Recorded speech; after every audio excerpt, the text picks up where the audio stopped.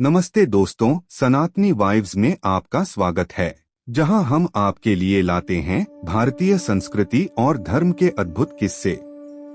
आज हम आपको लेकर चलेंगे द्वापर युग के उस काल में जब मथुरा की कारागार में एक घनघोर अंधेरी रात को देवकी के गर्भ से जन्म लिया भगवान श्री कृष्ण ने। क्या है इस दिव्य कथा का रहस्य और कैसे भगवान ने कंस के आतंक से मुक्ति पाई? आइए जानते हैं इस पवित्र तिथि भाद्रपद कृष्ण अष्टमी की कहानी। भाद्रपद कृष्ण अष्टमी को श्री कृष्ण जन्माष्टमी कहते हैं क्योंकि यह दिन भगवान श्री कृष्ण का जन्म दिवस माना जाता है।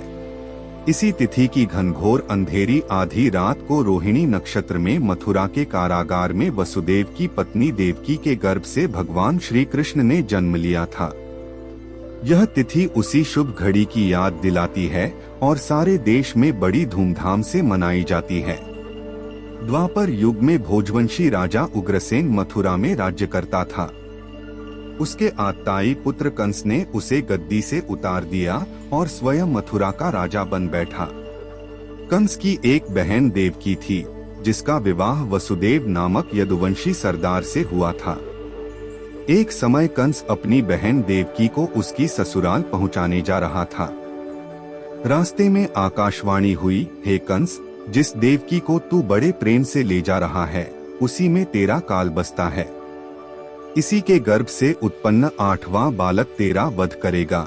यह सुनकर कंस वसुदेव को मारने के लिए उद्यत हुआ। तब देवकी ने उससे विनयपूर्वक कहा, मेरे गर्भ से जो संतान होगी उसे मैं तुम्हारे सामने ला दूंगी। बहनोई को मारने से क्या लाभ है? कंस ने देवकी की बात मान ली और मथुरा वापस चला आया। उसने वसुदेव और देवकी को कारागृह में डाल दिया। वसुदेव देवकी के एक एक करके 7 बच्चे हुए और 7 को जन्म लेते ही कंस ने मार डाला। अब 8वां बच्चा होने वाला था। कारागार में उन पर कड़े पहरे बैठा दिए गए। उसी समय नंद की पत्नी यशोदा को भी बच्चा होने वाला था। उन्होंने वसुदेव देवकी के दुखी जीवन को देख 8वें बच्चे की रक्षा का उपाय रचा। जिस समय वसुदेव देवकी को पुत्र पैदा हुआ, उसी समय संयोग से यशोदा के गर्भ से एक कन्या का जन्म हुआ, जो और कुछ नहीं सिर्फ माया थी। जिस कोठरी में देवकी सुदेव कैद थे, उसमें अचानक प्रकाश हुआ और उनके सामने शंख, चक्र, गदा, पद्म धारण किए चतुर्भुज भगवान प्रकट हुए।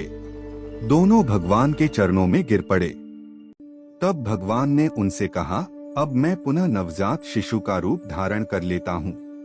तुम मुझे इसी समय अपने मित्र नंदजी के घर वृंदावन में भेज आओ और उनके यहाँ जो कन्या जन्मी है उसे लाकर कंस के हवाले कर दो। इस समय वातावरण अनुकूल नहीं है, फिर भी तुम चिंता न करो। जागते हुए पहरेदार सो जाएंगे, कारागृह के फाटक अपने आप खुल जाएंगे और उफनती अथाह यमुना तुमको पार जाने का मार्ग दे देगी। उसी समय वसुदेव नवजात शिशु रूप श्री कृष्ण को सूप में रखकर कारागृह से निकल पड़े और अथाह यमुना को पार कर नंदजी के घर पहुँचे। वहां उन्होंने नवजात शिशु को यशोदा के साथ सुला दिया और कन्या को लेकर मथुरा आ गए। कारागृह के फाटक पूर्ववत बंद हो गए। अब कंस को सूचना मिली कि वसुदेव देवकी को बच्चा पैदा हुआ है।